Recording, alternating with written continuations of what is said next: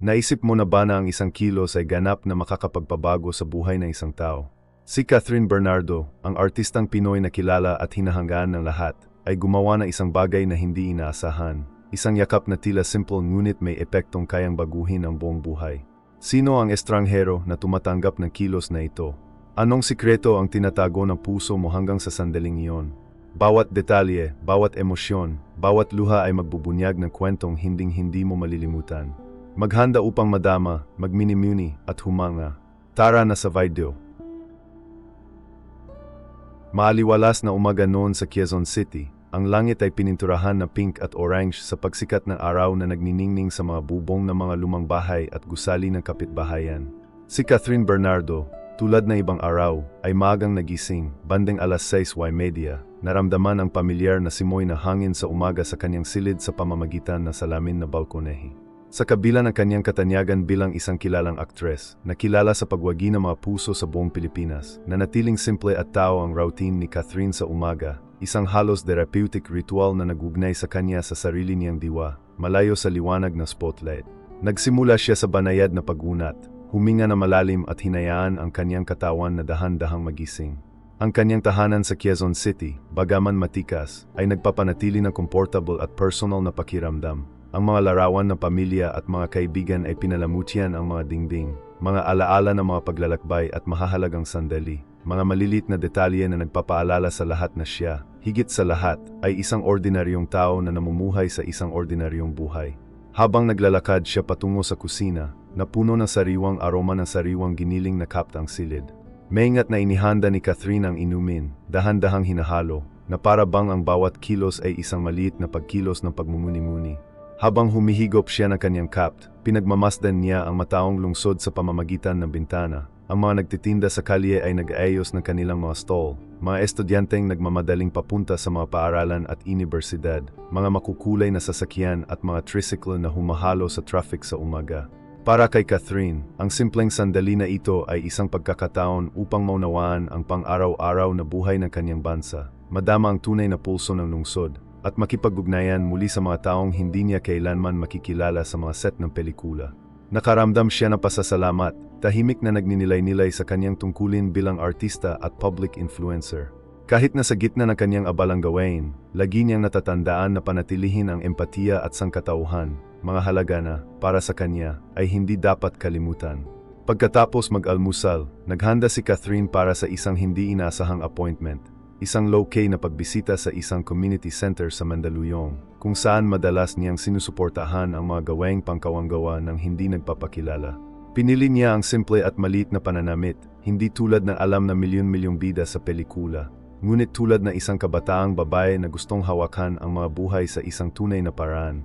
Habang naglalakad, habang tumatawid siya sa mga abalang lansangan, nakangiti niyang binati ang mga mangangalakal at kapitbahay na kilala niya.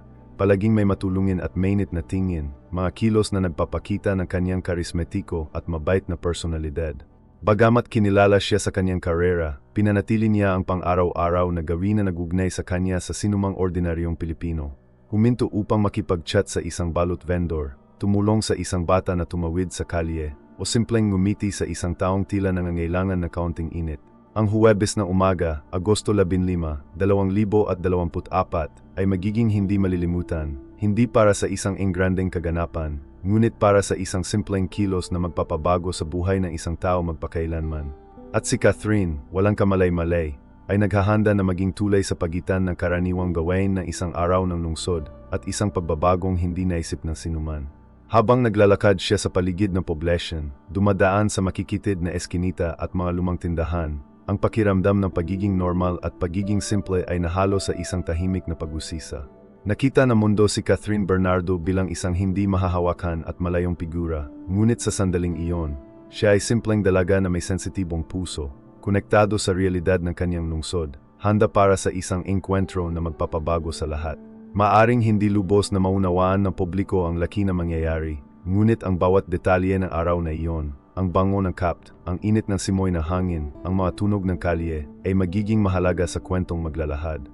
Ipinagbatuloy ni Catherine Bernardo ang kanyang paglalakad sa paligid ng poblasyon, hinihigop ang bawat detalye na maaraw na umaga.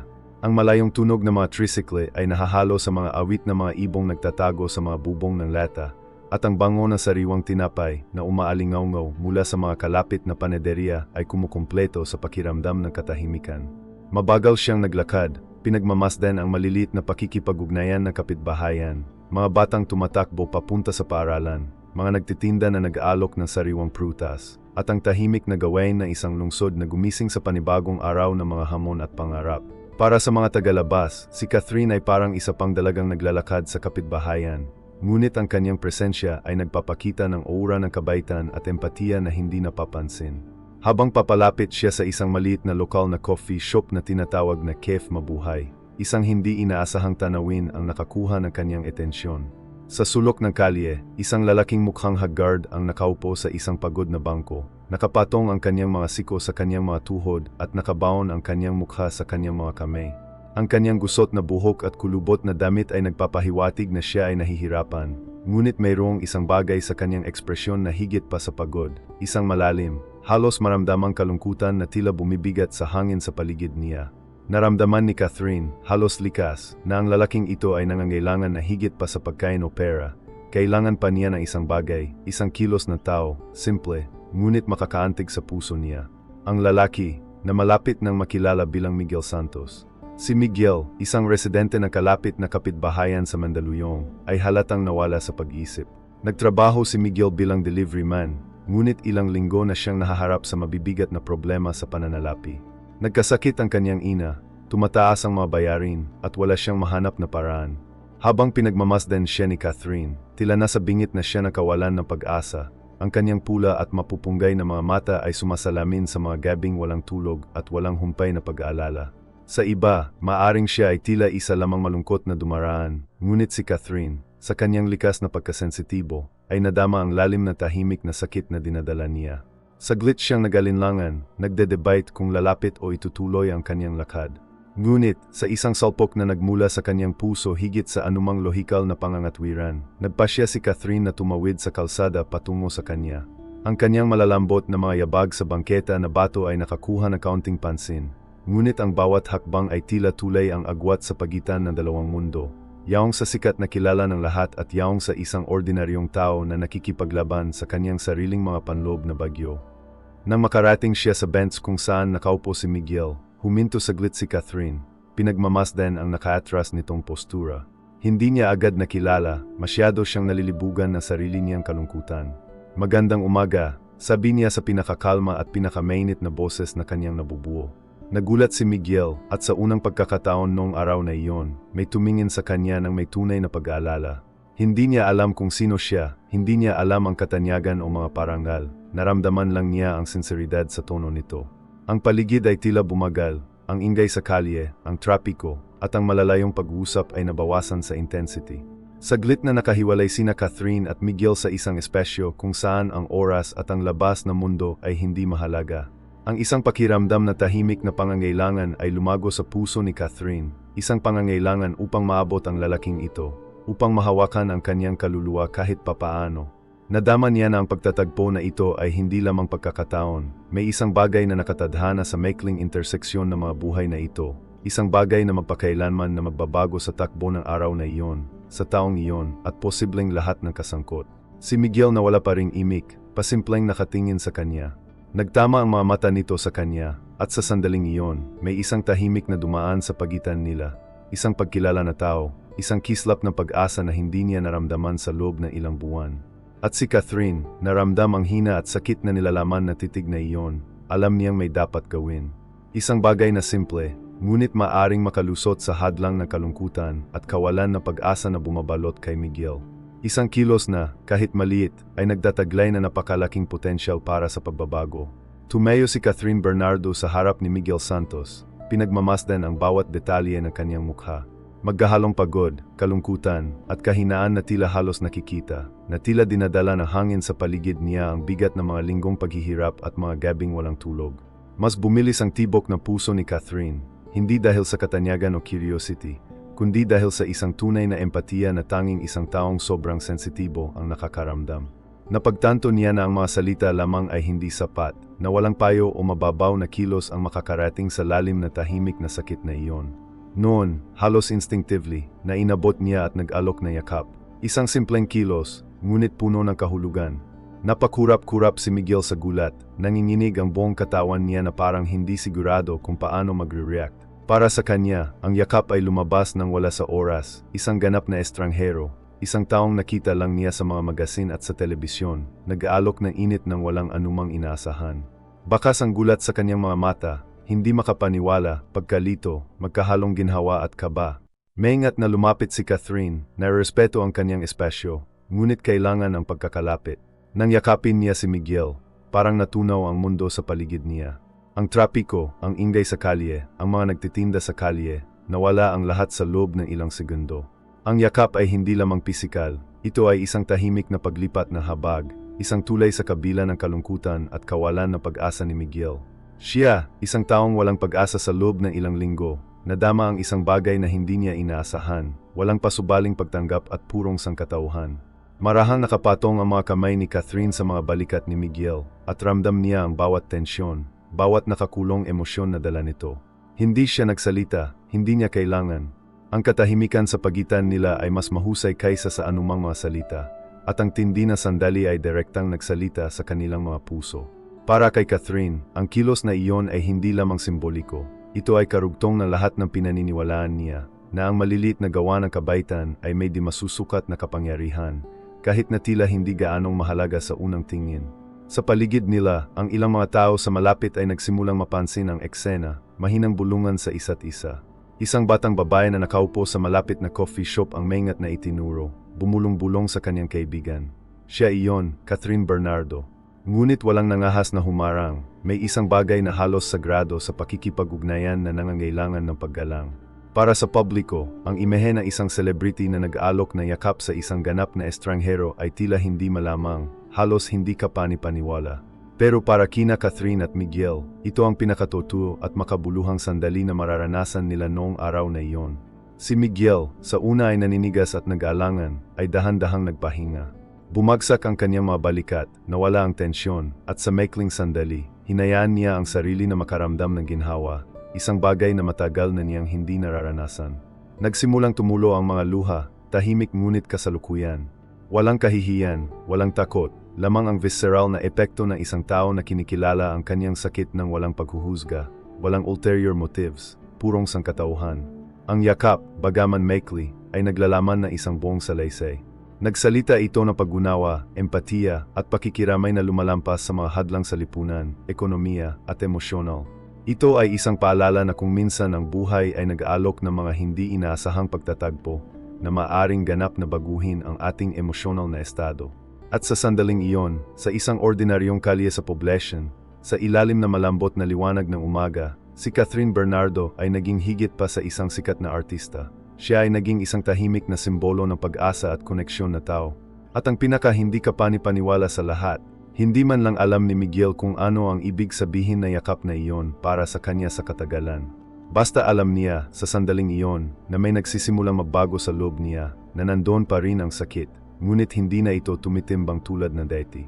At ang pagbabagong ito, bagaman banayad, ay ang unang hakbang patungo sa isang bagay na hindi mahuhulaan na sinuman. Nang matapos ang yakap ni Catherine Bernardo, ay ilang segundong hindi kumikibo si Miguel Santos na parang hindi makapaniwala sa nangyari.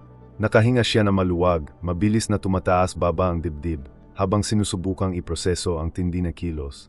Ang mga luhang dahan-dahang umaagos sa kanyang mukha ay hindi lamang refleksyon na emosyon na sandaling iyon, kundi ang naipon na bigat ng mga araw, linggo, at buwan na paghihirap, pagkawala, at pagkabigo na sa wakas ay nakahanap na ng labasan. Para sa kanya, ang yakap na iyon ay hindi lamang physical na kontak. Ito ay isang simbolo ng pagpapatunay, isang pagkilala sa kanyang sangkatauhan sa gitna ng kawalang interes na mundo sa kanyang paligid. Tumingin si Miguel kay Catherine, hindi pa rin nagsasalita. Ang kanyang mga mata na namumula at namumugto ay kumikinang na may halong pagkalito at pasasalamat. Ang bawat detalye ng kanyang kilos ay tila may kahulugan. Ang katatagan ng kanyang yakap ay naghahatid ng katiwasayan. Ang kahinahunan ng kanyang mga kamay sa kanyang mga balikat ay naghahatid ng pag-aalaga. At ang tahimik, halos sagradong pagkakalapit ay nagsabi ng higit sa anumang salita na maaaring ipahayag. Naramdaman niya ang alon na init sa kanyang katawan, isang sensasyong matagal na niyang hindi naramdaman, ginhawa. Isang init ng tao na tumagos ng higit pa sa balat, na tumatagos ng malalim sa kaluluwa. Ang epekto ay hindi limitado kay Miguel lamang. Ang mga nakapaligid sa kanya, maingat na nagmamasid, ay nadama ang kapangyarihan na sandaling iyon. Ang iba ay tahimik na bumulong, ang iba naman ay tumabi na lamang, na nagbigay na espasyo para sa lapit ng sagupaan. Ang isang batang tindero ng prutas, na nagdiimpect ng mga mangga sa kanto ng kalye, ay hindi napigilang mapabuntong hininga. Nadama ang isang tahimik na emosyon na sumasalakay sa kanyang sariling araw. Para sa lahat na nakasaksi nito, may kakaiba sa pagiging simple ng kilos na iyon. Isang sikat na celebrity, na kilala sa kanyang mga pelikula at soap opera, na huminto upang hawakan ang buhay ng isang tao sa isang tunay na paraan, walang mga kamera, walang mga spotlight, tanging sangkatauhan. Nakaramdam si Miguel na ipoipo ng mga iniisip at sensasyon sa loob niya. Sa unang pagkakataon sa mga linggo, naramdaman niya ang emosyonal na kalinawan na matagal na niyang nawala. Naalala niya ang lahat ng gabing nakaupo siyang mag-isa sa kanyang maliit na apartment sa Mandaluyong, nagpupumilit na magbayad ng mga bayarin, pilit na binabaliwala ang patuloy na takot na mawala ang kanyang ina. Pakiramdam niya ay nagsimulang maglaho ang nakakulong pagkakasala, pagkabigo at pagkahapo kahit na pansamantala. Bawat detalye ng yakap ni Catherine ay parang sinasabi sa kanya, "You are not alone. You matter." Nagsimula siyang umiyak ng mas lantaran. Humihikbi ng tahimik, niyakap ang kanyang sakit at hinayaan ang sarili na maramdaman ang bawat emosyon na kanina pa niya sinubukang pigilan. Napakatindi ng karanasan na, saglit, naramdaman ni Miguel na nadala siya sa ibang mundo, isang lugar kung saan umiiraw pa rin ang kanyang mga alalahanin ngunit hindi na nangingibabaw sa kanyang bawat iniisip o pintig na puso. Nakaramdam siya ng kakaibang pakiramdam, na para bang unti-unting naalis sa kanyang balikat ang hindi nakikitang pressure na dinadala niya sa loob na maraming taon.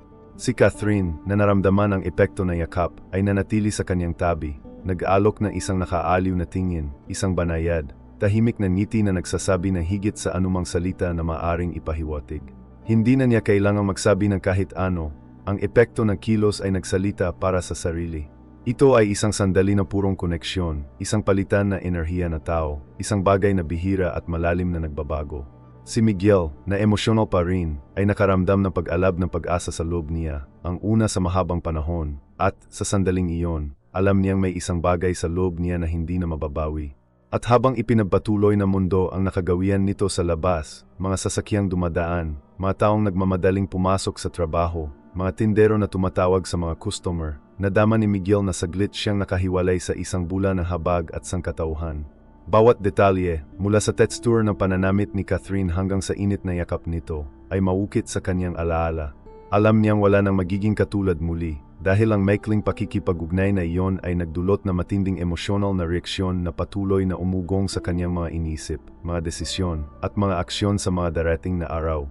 Ang agarang epekto ng yakap ay malinaw. Ang isang estranghero, nawala sa buhay, ay nakahanap ng isang sandali ng koneksyon na tao na maaring maging simula ng isang malalim na pagbabago. At si Catherine, kahit na hindi lubos na napagtanto noong panahong iyon, ay naging dahilan para sa isang tahimik at makapangyarihang pagbabago, isang bagay na higit pa sa katanyagan o palakpakan ng mga manonood. Habang nakaupo si Miguel Santos sa bench, hinihigop pa rin ang init ng hindi inaasahang yakap ni Catherine Bernardo. Nagsimulang lumipad ang isip niya sa mga alaalang matagal na niyang sinubukang kalimutan.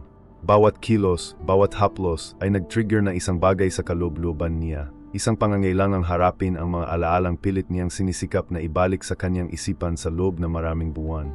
Lumaki si Miguel sa Tondo, Maynila, isang lugar na kilala sa siksikan ng populasyon at sa hirap na kinakaharap ng maraming pamilya. Mula sa isang magang edad, natutunan niya na ang buhay ay nangangailangan ng katatagan higit sa lahat, ngunit kahit na ang lakas na iyon ay tila hindi sapat sa harap ng tumataas na pagkalugi. Naalala niya ang unang malaking dagok sa buhay na ginawa sa kanya, ang maagang pagkamatay ng kanyang ama noong 14 pa lamang si Miguel. Ang pagkawala ay nag-iwan na malalim na kawalan, hindi lamang emosyonal kundi pati na rin sa pananalapi, habang ang kanyang ina ay nagpupumilit na suportahan ang pamilya ng mag-isa. Nadama ni Miguel, ang panganay na anak, ang bigat ng pag-ako sa mga responsibilidad na hindi niya ninanais ng ganoon kaaga, pagtatrabaho sa mga kakaibang trabaho, paghahatid ng mga pahayagan, at pagtulong sa mga kapitbahay upang madagdagan ang kita ng pamilya. Sa kanyang kabataan, nagdadala na siya na higit pang mga alalahanin kaysa sa maraming mga nasa hustong gulang, at ang patuloy na presyon ay humubog sa kanyang pagkatao sa tahimik at masakit na mga paraan. Ngunit ang paghihirap ay hindi tumigil doon. Bilang isang may sapat na gulang, nahaharap siya sa isang serye ng mga pagurong na tila hindi patas kahit na sa pinakanababanat. Ang kanyang ina ay nagkaroon ng malubhang sakit na may hypertension at diabetes, mga sakit na nangangailangan ng patuloy at mahal na pangangalaga, na naubos ang halos lahat na maliit na naipon ni Miguel mula sa kanyang trabaho bilang isang delivery driver sa Mandaluyong. Ang kanyang mga pagtatangka na balansihin ang trabaho, pag-aalaga sa kanyang ina, at pagbabayad ng mga bayarin ay patuloy na napipigilan ng mga hindi inaasahang gastos, medical na emerhensya, at malilit na trahedya sa araw-araw. Ang pasanin ay natambakan, at nadama niya na lalo siyang nag-iisa, kahit na nakatira sa gitna ng isang lungsod na puno ng mga tao. Nakaranas din si Miguel ng mga emotional na ruptures na malalim na humubog sa kanyang pananaw sa mundo. Nasira ang pagkakaibigan nang hindi niya magawang tumupad sa mga social commitment o tumulong hanggat gusto niya. Ang mga romantikong relasyon ay biglang natapos, kadalasan dahil hindi niya may bigay ang katatagan sa pananalapi na sa tingin niya ay kailangan niya. Ang bawat pagtanggi, bawat paghihirap ay nagpatibay ng isang pakiramdam ng kakulangan at paghihiwalay na tila imposibleng madaig. Pakiramdam niya ay hindi siya nakikita, hindi dahil walang nakapansin sa kanya, ngunit dahil tila walang sinuman ang tunay na nakakakita sa kanyang pang-araw-araw na pakikibaka, sa kanyang tahimik na mga tagumpay, at sa patuloy na sakripisyo na kanyang ginawa upang suportahan ang kanyang pamilya. Sa isang partikular na masakit na pagbabalik-tanaw, naalala ni Miguel ang isang tiyak na araw, ika-20 ng Hunyo, 2023, nang ang hindi inaasahang sakit ng kanyang ina ay lumala. Buong gabi siyang nagmamadali sa pagitan ng mga ospital sa Makati, hindi sigurado kung mabubuhay pa ito. Nang gabing iyon, na puno ng takot at dalamhati, ay nag-iwan na malalalim na peklat. Nang mga sandaling iyon, ipinangako niya sa sarili na gagawin niya ang lahat para protektahan ang kanyang ina. Ngunit kasabay nito, nadudurog siya sa bigat ng mga pangyayari. Ito ay isang tahimik na pangako na nagtulak sa kanya, ngunit pinilit din siya, pinapanatili siya sa patuloy na emosyonal na pagigting. Nang yakapin siya ni Catherine noong umagang iyon sa Poblacion, may naramdaman si Miguel sa kanyang loob na sa wakas ay nakilala niya. Hindi lang ang kanyang mga problemang materyal, ang kanyang mga gabing walang tulog, o ang kanyang tahimik na mga luha. Ito ang kabuuan ng kanyang pakikibaka, ang hindi nakikitang araw-araw na pakikibaka na walang nakita, ang pasanin na kanyang dinadala mag-isa. Ang yakap na dinala sa ibabaw ay pinigilan ang mga damdamin, masakit na alaala, at isang biglaang kamalayan na, sa kabila ng lahat, mayroon pa ring puwang para sa pag-asa at koneksyon na tao. Bawat detalye na nakaraan ni Miguel ay magkakaugnay sa kanyang kasalukuyan sa sandaling iyon. Ang sakit, pakikibaka, katatagan, at kahinaan ay nagising sa simpleng kilos ng isang estranghero na, sa hindi nalalaman, ay lubhang nakaantig sa kanyang buhay. Para sa kanya, ang yakap ni Catherine ay hindi lamang isang gawa ng kabaitan, ngunit pagpapatunay na ang kanyang pakikibaka ay may kahulugan, na ang kanyang sakit ay kinikilala, at na, marahil sa unang pagkakataon sa mahabang panahon, maaari niyang hayaan ang kanyang sarili na makaramdam muli ng pag-asa. Ang pagbubunyag na nakaraan ni Miguel ay hindi lamang paglalantad ng kanyang mga pakikibaka. Ito ay isang emosyonal na paghahanda para sa pagbabagong magaganap. Ang bawat masakit na alaala, bawat balakid na kinakaharap, bawat pagpatak ng luha ay nagsisilbing palakasin ang epekto ng kilos ni Catherine, na ginagawang malinaw na kung minsan ang pinakamaliit na pakikipag-ugnayan na tao ay maaring magdulot ng pinakamalaking pagbabago sa loob. Nanatiling nakaupo si Miguel Santos sa bench sa Poblacion Street, naluluha pa rin ang mga mata at ang bilis na tibok ng puso, hinihigop ang tindi na yakap na natanggap niya. Habang nakaramdam siya ng kahinaan, nagsimulang bumangon sa loob niya ang isang bagong pakiramdam na pag-asa, tulad na isang apoy na tumangging lumabas, kahit na matapos ang mga taon na emosyonal na kadiliman. Ang bawat detalye ng kilos ni Catherine Bernardo ay tila sumasalamin sa kanyang isipan na halos supernatural. Ang init ng kanyang haplos, ang kahinahunan ng kanyang mga kamay sa kanyang mga balikat, ang kanyang maasikaso at taos-pusong titig, na pinagsama-sama upang lumikha ng epekto na hindi kayang ilarawan ng mga salita. Sa loob ng ilang minuto, napagtanto ni Miguel na may nagbago sa loob niya. Ang pakiramdam ng kawalan ng pag-asa, na dati ay tila hindi malulutas, ay nagsimulang magbigay daan sa isang mas malinaw na pagkaunawa, na kaya pa rin niyang kumilos sa sarili niyang buhay, na may mga pagkakataon pa para muling itayo ang tila nawala. Hindi nabura na yakap ang mga paghihirap, ninalutas man nito ang mga problema sa pananalapi o mga medikal na hamon ng kanyang ina, ngunit nagbigay ito na isang bagay na mas mahalaga, ang pananalig na hindi niya kailangang harapin ang lahat ng mag-isa, na nakilala at naiintindihan ang kanyang sakit. Habang dahan-dahang naglalakad sa bangketa, nagsimulang magmini-mini si Miguel sa mga nakaraang desisyon at landas na kanyang tinalikuran. Naalala niya ang mga nagambalang proyekto na walang mga pagkakataon at mga pangarap na matagal na niyang akala'y imposible. Ngunit sa sandaling iyon, ang pagkaunawa na ang isang tao ay maaring makakita ng kanyang sakit at makakonekta na emosyonal sa kanya ay nabukas na isang bintana sa mga posibilidad na dati ay tila hindi matamo. Ang bawat hakbang na kanyang ginawa ay umaalingaw-ngaw sa tahimik na pagpapanibago ng kanyang kumpiyansa, ang muling pagbuo ng pakiramdam ng pagpapahalaga sa sarili na matagal nang nawala ng kawalan ng pag-asa. Ang mga malilit na kilos ay natural na nagsimulang lumabas. Si Miguel ay tumingala sa mga tao sa kalye ng may higit na atensyon. Napansin ang ngiti ng isang bata na tumatakbo sa bangketa at nadama ang kirot na empatiya at koneksyon na nawala. Napagtanto niya na ang bawat pakikipag-ugnayan na tao, gaano man kaliit, ay maaring magdala ng kahulugan. Ang pag-asa na ang kanyang buhay ay maaring maging iba, mas buo, mas konektado, at mas makabuluhan, ay nagsimulang mahubog sa kanyang isipan, at kasama nito, lumitaw ang isang bagong pakiramdam na personal na responsibilidad at katapangan. Sa loob, sinimulang ayusin ni Miguel ang kanyang mga inisip. Ang takot na nagparalisa sa kanya, ang pagkabalisa na bumalot sa kanya lahat ay nagsimulang muling ayusin ang sarili. Napagtanto niya na ang kahinaan ay hindi kahinaan, ngunit isang gateway sa pagbabago.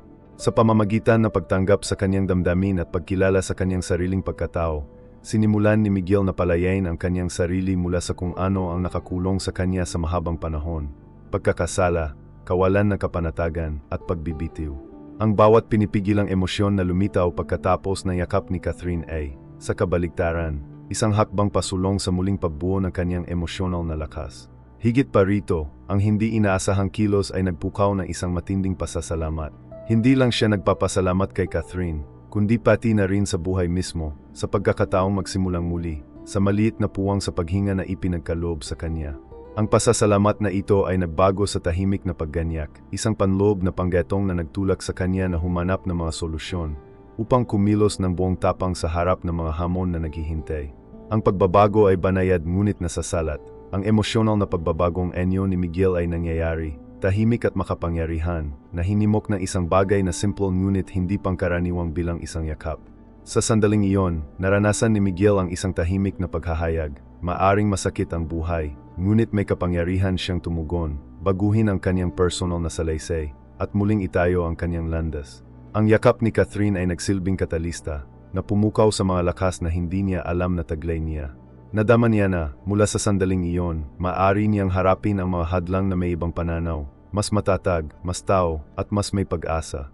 At, habang dahan-dahan siyang naglalakad sa kalye sa poblasyon, naunawaan ni Miguel, halos intuitively, na ang simpleng kilos ng kabaitan na iyon ay may pangako na ang imposible ay maaaring maging possible, isang hakbang sa isang pagkakataon. Mabilis na umugong ang yakap ni Catherine Bernardo, na tila isang tahimik na sandali lamang sa pagitan nila ni Miguel Santos, sa mga paraang hindi inaasahan.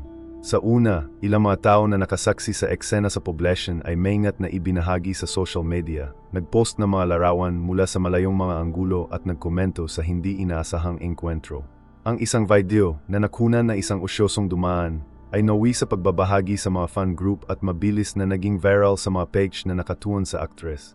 Ang imahe ni Catherine na nag-aalok ng isang tunay na kilos ng pagmamahal sa isang estranghero ay agad na nakakuha ng pansin, ngunit hindi nang walang kontrobersya. Ang reaksyon ay halos kaagad. Ilang tagahanga ang nagpahayag ng paghanga at damdamin na nagkomento sa pagiging tao at empatiya ni Catherine. Siya ay hindi lamang isang hindi kapani-paniwalang artista, siya ay isang halimbawa ng kabaitan, isinulat ng isang dalaga mula sa Quezon City. Ang iba, gayunpaman, ay nagtaas ng mga tanong at pagpuna. Kinukwestiyon ang pagiging tunay na eksena at ipinahihiwatig na ang yakap ay maaaring isang marketing ploy o isang ensayo na kilos para sa mga kamera. Kumalat ang talakayan sa mga online forum at social media na nabunsod na mainit na debate tungkol sa kapangyarihan at pagiging tunay na malilit na gawa ng kabaitan mula sa mga kilalang tao. Samantala, ang mainstream media ay tumalon sa kuwento. Ang mga pahayagan sa Maynila at mga programa sa telebisyon ay nagsimulang mag-ulat tungkol sa insidente na nagbibigay din sa emosyonal na epekto ng kilos. Ang ilang mga istasyon ay nagbalabas ng mga panayam sa mga tagahanga na nakasaksi sa eksena, habang ang iba ay nagtaas ng tanong, hanggang saan nga ba ang kilos ng isang celebrity ay tunay na makapagpapabago ng buhay? Nagsimula ng gawing halimbawa ang kaso ni Miguel Santos kahit hindi pa siya nakontak ng press. Ang pagbanggit lamang na kanyang kuwento ay nagsimulang lumikha ng isang pampublikong salaysay na naglabay kay Catherine sa isang hindi inaasahang problema. Mula sa paghanga at pag-idolo, siya ay sabay na sinuri, pinuna at tinanong. Si Miguel naman, pinagmamasdan ang lahat mula sa malayo na may magkasalungat na damdamin. Hindi siya handa sa biglang paglalantad ng kanyang pribadong buhay, ngunit hindi rin niya may sawalang bahala ang epekto ng yakap na iyon, hindi lamang sa kanya kundi sa iba pang nakasaksi o nakasubaybay sa episode online. May halong pasasalamat at discomfort dahil ang kanyang personal na pakikibaka ay hindi inaasahang naging paksa na pampublikong debate. Natagpuan niya ang kanyang sarili sa gitna ng isang salaysay na hindi niya pinili, ngunit hindi niya may tatanggi ang emosyonal na epekto nito sa libu-libong tao. Para kay Catherine, ang mga kahihinatnan ay parehong komplikado. Bagamat nakasanayan na niya ang atensyon ng media at tagahanga, ang hindi inaasahang yakap ay nagbigay liwanag sa responsibilidad at etika. Paano mapapansin ang mga kilos na empatiya sa ganap na magkakaibang paraan depende sa pananaw ng madla. Nagsimula siyang magtanong kung ang kanyang aksyon, na ginawa ng may dalisay na puso, ay maaring ma-misinterpret o ma-distort, at kung paano ito makakaapekto kapwa kay Miguel at sa pananaw ng mga tagahanga sa kanya. Ang kamalayan na ito sa saklaw at mga epekto ng kanyang mga aksyon ay nagsiwalat ng isang layer ng kahinaan na kakaunti lang ang nakakaalam. Ang tungkol sa isang tao na, sa kabila ng kanyang katanyagan, kailangan pa ring harapin ang mga panloob na pagdududa at takot. Ang episode, gayunpaman, ay nagsimula ring magbigay ng inspirasyon sa iba. Maraming mga tagasunod sa social media ang nagsimulang magbahagi ng kanilang sariling mga karanasan ng mga simpleng kilos na nabago ng buhay. Malilit na pagkilos ng pakikiramay na nagpabago sa mga katotohanan. Ang kuwento nina Catherine at Miguel ay hindi sinasadyang nagsilbing isang katalista para sa isang mas malaking pagmumini-mini, sa kahalagahan na empatiya, sa sangkatauhan sa likod ng tila simpleng mga kilos, at sa kapangyarihan ng walang pag-iimbot na pagkilos sa panahon ng paghihiwalay at panlipunang kawalang interes. Habang lumalaki ang atensyon ng publiko, ipinagpatuloy ng Quezon City ang kanyang nakagawian. Hindi napapansin ang panandaliang katanyagan na kumakalat. Ngunit para sa mga direktang nasasangkot, sina Catherine at Miguel, ang yakap ay nag-iwan na hindi maalis na marka, tahimik ngunit malakas. Isang marka na, sa kabila ng kontrobersya, debate, at pagpuna, ay patuloy na umaalingaw-ngaw sa kanilang buhay, na nagpapaalala sa kanila na ang malilit na kilos ay maaaring magkaroon na napakalaki at hindi inaasahang epekto. At na, kadalasan, ang mga panlabas na epekto ay hindi kasing kahulugan na panloob na pagbabagong maaring likhain ng mga pagkilos na ito. Matapos ang yakap na labis na nakaantig kay Miguel Santos, bumalik si Catherine Bernardo sa kanyang pang-araw-araw na gawain. Ngunit ang gaan na nararamdaman niya sa sandaling iyon ay may halong pagkabalisa na hindi niya inaasahan. Habang naglalakad siya sa mga lansangan na Mandaluyong, maingat pa rin, malayo sa spotlight at kamera, paulit-ulit na nagre-replay sa kanyang isipan ang eksena. Bawat kilos, bawat ekspresyon na ginawa ni Miguel, bawat maliit na pagbabago sa kanyang tindig ay nakaukit sa alaala ni Catherine. Ngunit sa parehong oras, isang anino ng pagdududa ang nagsimulang tahimik na tumubo sa kanyang puso. Napaisip siya, sapat na ba ang yakap na iyon? Talaga bang naantig nito ang kanyang buhay sa isang makabuluhang paraan? O nag-alok lamang ito ng panandaliang ginhawa?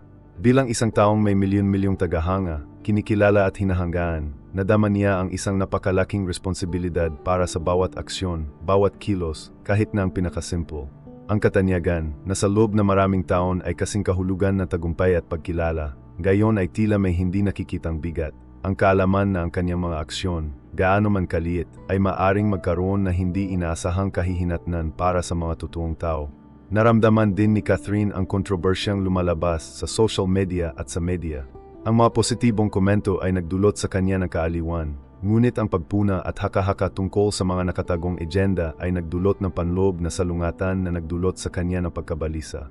Ang ilan ay nagsabi na ang yakap ay isang marketing stunt o itinanghal. Pinagtatalunan na iba kung dapat bang makisali ang mga kilalang tao sa gayong direktang mga galaw na empatiya.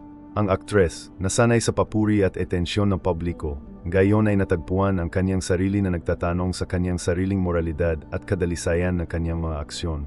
Iniisip niya kung tunay nga ba ang kabaitan sa isang mapagbantay at mapanghusgang mundo. Habang inisip niya ito, naalala ni Catherine ang mga taong nakilala niya sa buong buhay niya, mga kaibigan, katrabaho, kapitbahay, tagahanga, lahat ng umasa sa kanya. Pakiramdam niya ay sinusuri at binibigyang kahulugan ang bawat kilos, kadalasan sa mga paraang hindi niya makontrol. At sa harap nito, lumitaw ang isang tahimik na paggabalisa, ang bigat ng pagsisikap na balansihin ang pagiging tunay sa pangunawa ng publiko. Paano siya mananatiling tapat sa kanyang sarili, nag-aalok ng mga kilos ng sangkatauhan, nang hindi nabibigyang kahulugan o nalulula sa paghatol na iba. Nagsimula na ring maramdaman ni Catherine ang isang personal na responsibilidad para kay Miguel. Bagamat wala siyang intensyon maliban sa pagbibigay na habag, nag-aalala siya. Paano kung ang yakap na iyon ay nagpagising sa mga emosyong hindi niya makontrol? Paano kung tumaas ang kanyang kahinaan nang malaman niya ang reaksyon ng publiko? Ang pakiramdam na hindi inaasahang pananagutan ay nabunsod ng pagkabalisa dahil sa unang pagkakataon, hindi niya basta-basta maaaring balewalain ang epekto ng kanyang mga aksyon. Naroon iyon, nasasalat, tutuo, at napapansin, na direktang nagugnay sa kanyang mga aksyon sa totoong buhay. Sa kanyang mga tahimik na sandali, pinagmamasdan ang paglubog ng araw sa mga rooftop ng Quezon City. Naisip ni Catherine ang balansa sa pagitan ng katanyagan at sangkatauhan, sa pagitan ng kilos at kahihinatnan. Ang yakap, na dapat sana ay isang simpleng pagkilos ng kabaitan, gayon ay nagdala ng emosyonal na bigat at hindi inaasahang epekto, na nagpipilit sa kanya na harapin hindi lamang ang responsibilidad ng pagiging isang pampublikong figura, kundi pati na rin ang pagiging isang tao na may kamalayan sa mga buhay na maaari niyang mahawakan. Pakiramdam niya ay mahina siya, natatakot na mabigo sa pinakamahalagang bagay, ang katapatan ng kanyang mga aksyon. Ngunit kahit sa gitna ng kanyang panloob na salungatan, natanto din ni Catherine ang isang bagay na mahalaga. Ang kapangyarihan na isang tunay na kilos ay hindi nakasalalay sa pagiging perpekto o panlabas na pag-apruba. Naunawaan niya na, kahit na may kontrobersya, ang tunay na emosyonal na epekto, ang nangyari kay Miguel, ay isang bagay na lumampas sa paghatol o haka-haka. Ang yakap ay naantig sa isang tao ng malalim at tunay, at iyon, sa esensya, ang tunay na mahalaga. Ang panloob na pakikibaka ni Catherine sa pagitan ng pagdududa, pananagutan, at ethical na budhi ay nagsiwalat ng isang panig na kakaunti lamang ang nakakaalam. Ang bahagi na isang kabataang babae na, sa kabila ng kanyang katanyagan, ay nanatiling malalim na konektado sa sangkatauhan sa paligid niya, sinusubukang balansehin ang damdamin, empatiya, at moralidad.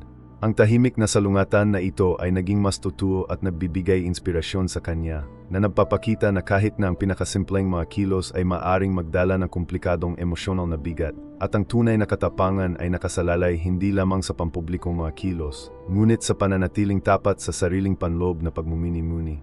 Sa mga araw na sumunod sa hindi inaasahang yakap na iyon, napagtanto ni Miguel Santos na may nagbago sa kanyang buhay. Ang pakiramdam na tahimik na pag-asa na nagising sa kilos ni Catherine Bernardo ay hindi nawala. Sa kabaligtaran, nagsimula itong tumigas sa konkreto, pagbabagong mga desisyon.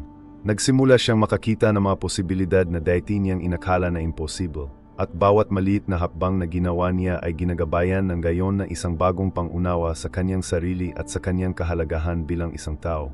Nagpasya si Miguel, una, na muling ayusin ang kanyang pang-araw-araw na gawain upang maging mas produktibo at balance. Bumalik siya sa trabaho ng may dedikasyon, ngunit sa pagkakataong ito ay may panibagong focus. Ang bawat panganganak ay hindi lamang isang obligasyon, ngunit isang pagkakataon upang muling buuin ang kanyang buhay at ng kanyang ina. Sinimulan niyang isulat ang kanyang mga mithiin, mas maingat na pinaplano ang kanyang mga gastusin, at naghahanap ng mga paraan upang makaipon ng hindi na kompromiso ang kapakanan ng kanyang pamilya. Ang mga malilit na pagbabago, na tila hindi gaanong mahalaga, ay nagsimulang magdagdag at bumuo ng mga nasasalat na resulta, na nagpapatibay sa kanyang pakiramdam ng control sa kanyang sariling pag-iral. Higit pa rito, may ginawa si Miguel na matagal na niyang iniwasan, ang muling pakikipag-ugnayan sa mga dating kaibigan at pamilya. Napagtanto niya na sa pamamagitan ng paghihiwalay sa kanyang sarili sa gitna ng mga paghihirap, hindi lamang niya nalampasan ang suporta, kundi pati na rin ang mga sandali ng kagalakan at pagkatuto. Dahan-dahan, nagpadala siya ng mga mensahe, tumawag, at muling nakipag-ugnayan sa mga taong tunay na nagmamalasakit sa kanya, na lumikha na isang emosyonal na network ng suporta na naging mahalaga para sa pagharap sa mga hamon sa hinaharap. Bawat pagtatagpo, bawat pag-uusap ay minarkahan ng pasasalamat at emosyonal na pagiging bukas, isang direktang pagminimini na epekto na hindi inaasahang yakap sa kanyang pag-iisip. Ang pagbabago ay umabot din sa kanyang relasyon sa kanyang ina. Nagsimula mag-alay na mas maraming oras si Miguel sa pag-alaga sa kanya, ngunit may ibang diwa, mas kaunting tensyon, higit na presensya at atensyon. Napagtanto niya na ang pag-asa na naramdaman niya ay hindi lamang para sa kanyang sarili, kundi para sa lahat na nakapaligid sa kanya.